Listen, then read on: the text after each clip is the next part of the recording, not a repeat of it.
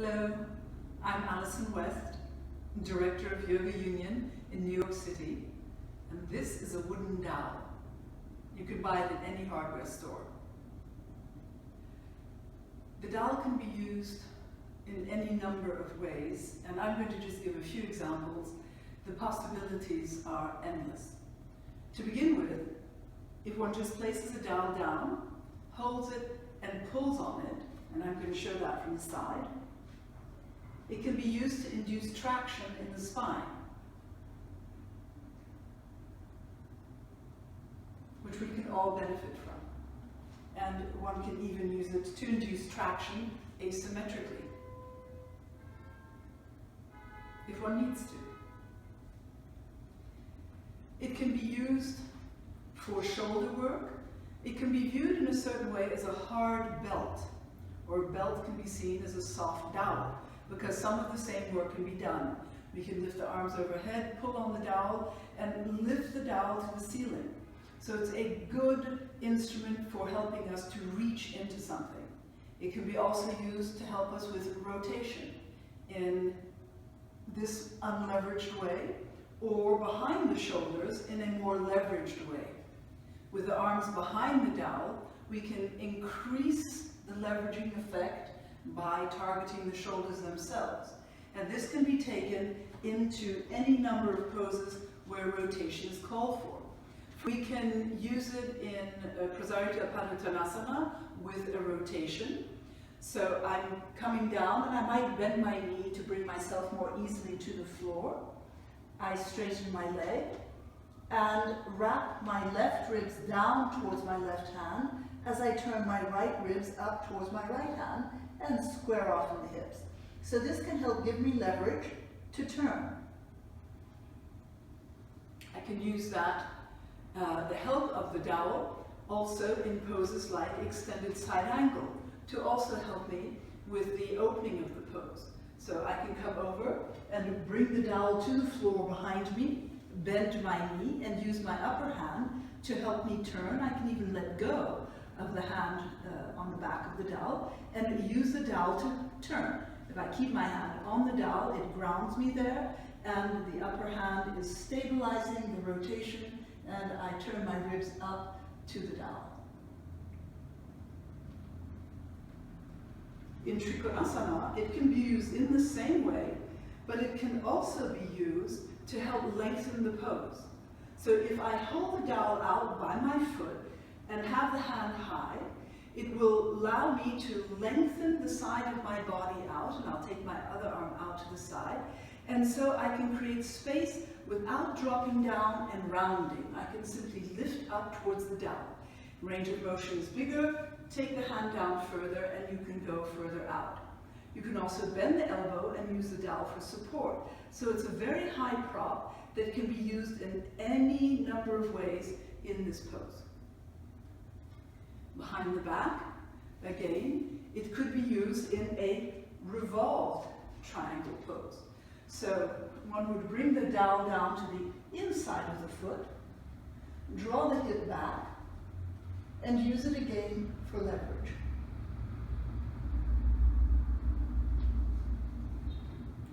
So those are some of the ways the dowel can be used in standing poses. It can be used to help with balancing in Warrior 3, for example, or to see if the back is straight when one is doing pelvic flexions, like this. It gives a lot of information, making sure we're not doing this or this. A very useful guide to help with alignment.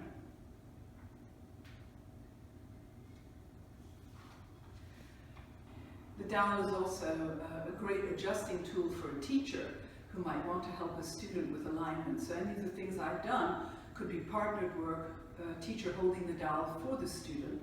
And so it's an excellent additional tool for any studio and for teachers. So I'm going to go to the floor now and show a little bit how it can be used to help with alignment when in seated poses and also for strength. So I'm going to do something that resembles Dandasana, but I'm going to bring the dowel behind me, and the dowel will be in against my pelvis on the floor, and then I can use it to reach up So I can, of course, find a very long dandasana here, and then I can challenge myself to lean back. And so it's also lengthening me even more as I lean back, so I can't shorten my front body.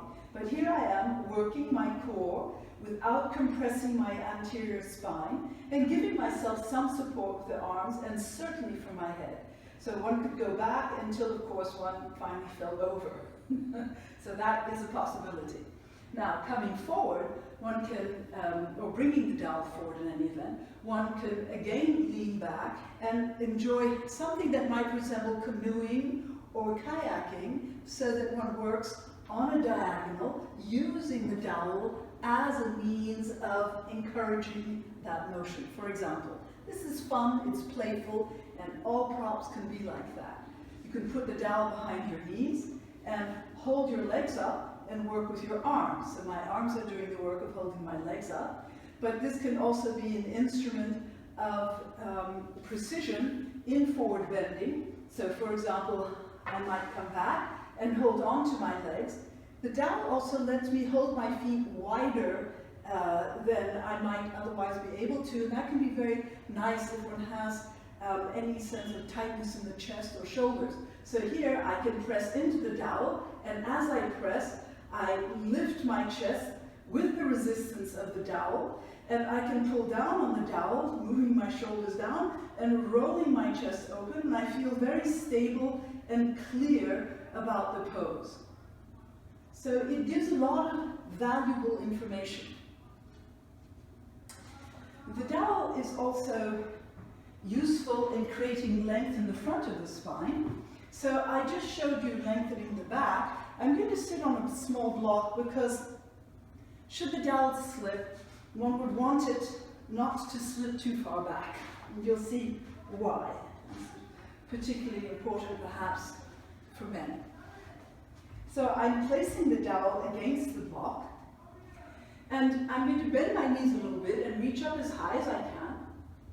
And stretching my legs out, I now am going to reach out. And as I reach out, you can see that the dowel is causing me to get even longer. And this is a wonderful way to avoid this, which is our tendency. So we're reaching out and just staying very, very long. Now, I might start to slide my hands down as needed, but it's a wonderful tool for creating that sense of lift and length in a seated forward bend. Now, we also have short dowels, and here is a little dowel, can be used in similar ways, but on a lesser length. Here I'm going to sit on a diagonal so that you can more easily see what I'm doing. So I'm taking my right foot into a half lotus or preparation for Janu Shirshasana. If the knee doesn't easily come down to the floor, or let's say you're preparing to learn how to do half lotus or full Padmasana, or like me, you've had 2 knee surgeries and you're missing some meniscus, this is a wonderful way of creating space inside the knee. So I put this behind my knee. Most of the dowel is on this side, and if you're using a longer dowel, my one word of caution is don't let the dowel hit your face.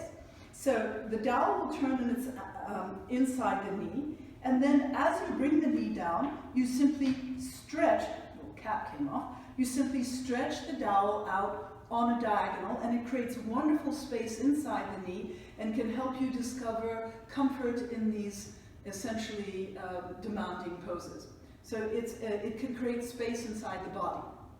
And I haven't even begun to mention the value as a massager of the tissues of the body, and in fact can be quite painful. So beware. Now it is also, again, a marvelous tool in spinal twisting, and this is an example in Marichasana of how it might be used. So the knee is bent in, and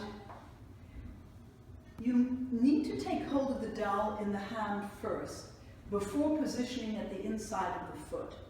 This arm can come around the outside of the leg, and the back hand is pressing against the dowel, which allows the left side of the body to lift. It often wants to round out. So it helps to lift the left side of the body. And of course, if you needed to, you'd sit on blankets or a block or anything else. And you are able to use this to help you rotate your chest and enjoy this. And you can even take a wonderful mudra if you feel like it. So the dowel is this marvelous, marvelous tool to essentially lengthen our limbs and allow us to find more ease in some difficult poses. In the same way, we can use the dowel to help us with Pashasana, which is a very difficult spinal twist for many of us. Some of us don't have enough range of motion at the ankle to be able to stay on the floor like this. And so putting the heels on a block like this is very welcome. And it's welcome for everybody. You don't have to need it to like it. So sitting with my heels like this on a dowel, I'm then going to be able to use the dowel to help me rotate. So I'm again going to find the dowel with my hand behind me first. Then I'm actually going to keep the dowel in this arm at the crook of the elbow as I hold on to my knees.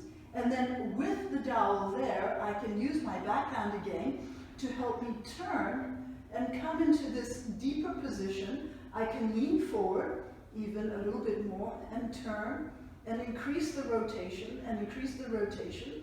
And also, of course, turn my head the other way if I feel like it, and again, looking back. But this is a wonderful way to begin to discover Pashasana.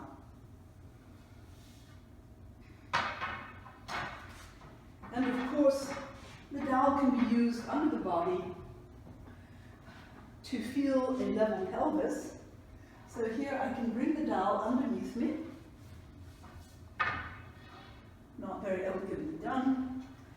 And in order to lift my hips up to the height I want, I need to bring my hands close in so that I get the verticality necessary for me to support my pelvis. And with my arms in position, I slowly release the heels down, roll my chest open, and so it acts, as you can see, as blocks might act underneath the pelvis. It gives me a very fine support. I can feel how my hands might be if they were under my pelvis in a drop back from shoulder stand, but my hands are a little bit wider, so for somebody who has difficulty feeling that, this is a wonderful way to access the experience of Setu Bandha Saranasana. And from there, it would be inviting to simply come down to the floor and draw the knees into the chest. And yet again, the dowel can be used for that. You can release the knees over the space of the dowel, widen the arms so it's a comfortable action, keeping the chest wide, and simply draw the knees into the chest. And from there, it isn't far to a short Shavasana.